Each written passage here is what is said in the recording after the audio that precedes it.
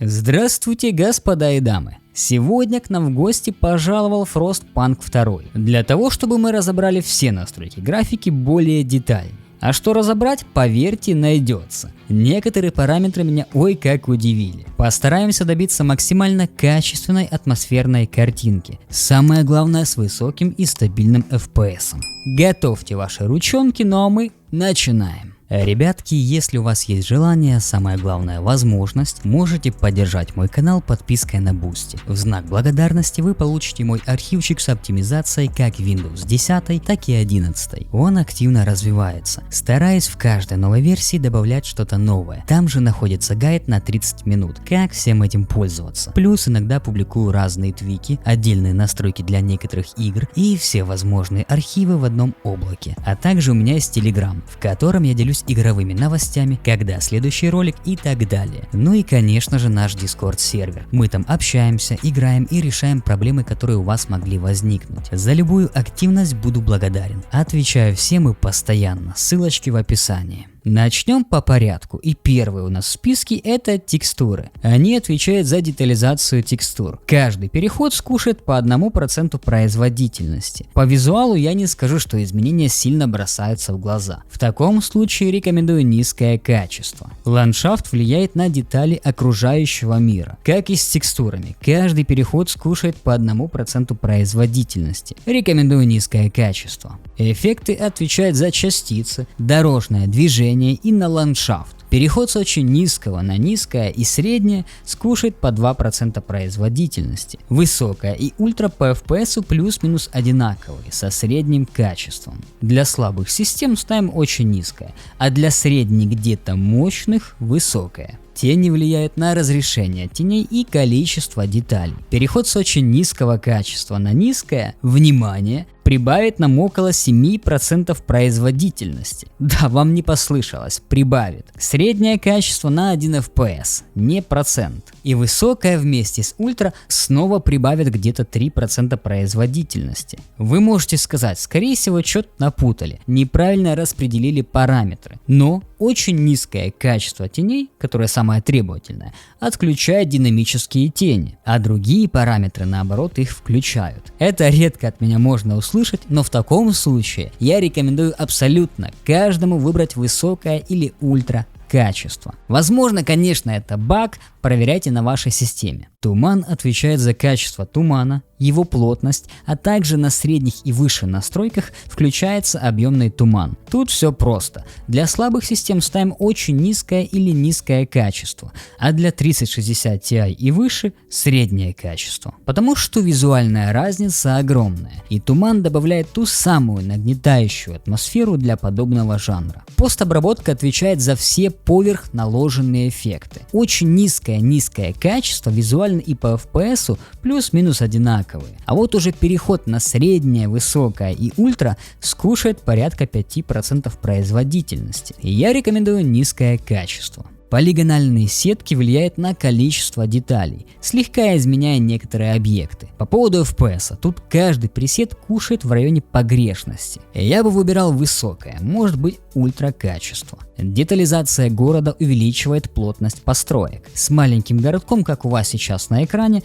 на FPS не влияет. Но возможно, если вы настроите кучу зданий, какой-то процентик скушает. Тем не менее, я лично придерживаюсь высокого или ультра качества. Мне кажется, так более атмосферней, виден масштаб. Освещение. По названию параметра, я уверен, вы сами догадались. На средних и выше настройках подрубаются ваши любимые люмины, которые кушают от 10 и до 40% производительности. Очевидно, что выбираем низкое качество. Для видеокарт 3060 Ti и выше можно выбрать даже среднее, но выше не рекомендую. А осталось у нас масштабирование изображения. Если позволяет система, то с помощью оптимизированных настроек можно даже не трогать DLSS или FSR, а поиграть на нативном разрешении. Просадки чуть ниже 60 бывают, мне лично они не мешают, но если вас беспокоит, понизьте туман до низкого разрешения, но тогда потеряется вся атмосфера. В крайнем случае используем вышесказанное масштабирование изображения. DLSS чуточку лучше, чем FSR во Frostpunk Frostpunk 2. По итогу мы получаем достаточно играбельный FPS с очень атмосферной картинкой. А на рабочем столе мы можем сделать еще парочку манипуляций. Нажимаем поиск, пишем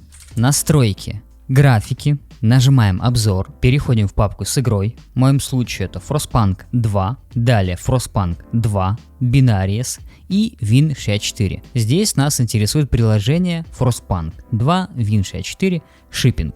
Добавить. Нажимаем параметры и ставим галочку на высокая производительность, сохранить. Далее нажимаем параметры графики, и сама винда нам предлагает включить аппаратное ускорение. Что оно делает? Уменьшает время задержки и увеличивает производительность. По умолчанию на многих системах она будет включена. В этом случае можете ее отключить, сделать перезагрузку вашей системы, зайти в Frostpunk и посмотреть, как она будет работать. Потому что иногда эта галочка либо ничего не делает, либо делает только хуже. Для тех ребят, у которых видеокарта от Nvidia, открываем управление параметрами 3D, переходим на программные настройки, нажимаем вот сюда и ищем в списке Frostpunk 2. Если его здесь нет, к примеру, нажимаем добавить и уже в этом окошке ищем Frostpunk. Если здесь тоже нет Frostpunk, нажимаем обзор и переходим снова же в папку с игрой. Frostpunk 2, два раза, Binaries и Win64.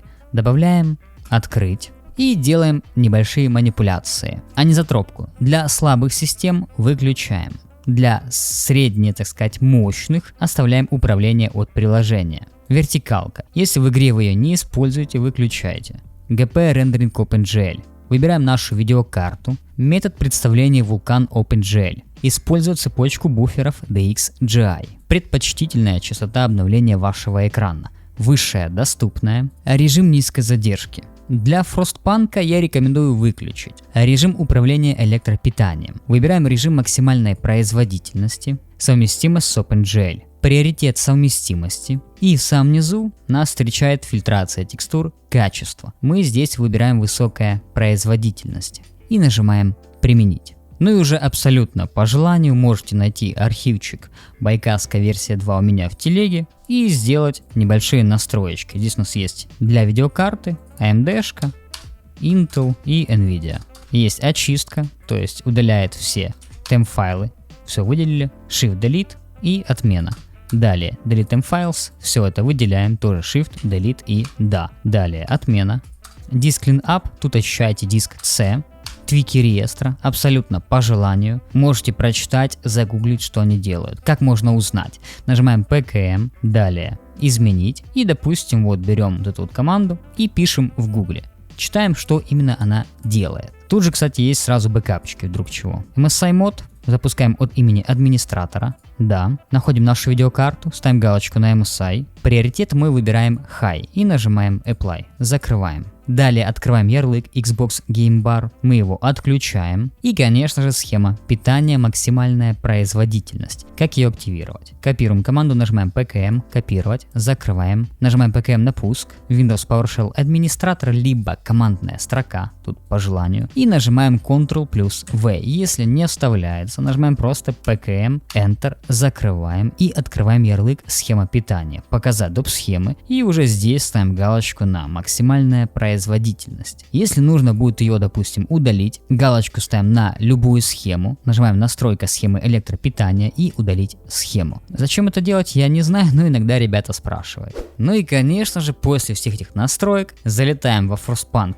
2 и наслаждаемся. Если не высоким FPS, то по крайней мере стабильной и плавной картинкой. За пальцы вверх, подписку на канал и телегу, буду очень благодарен. Плюс не забывайте за мой бусти. У меня там есть мой собственный архивчик, оптимизация байкаска. Собрал все, что только я знаю, для максимальной оптимизации вашей системы. 10 или 11 винда, неважно. До скорых встреч!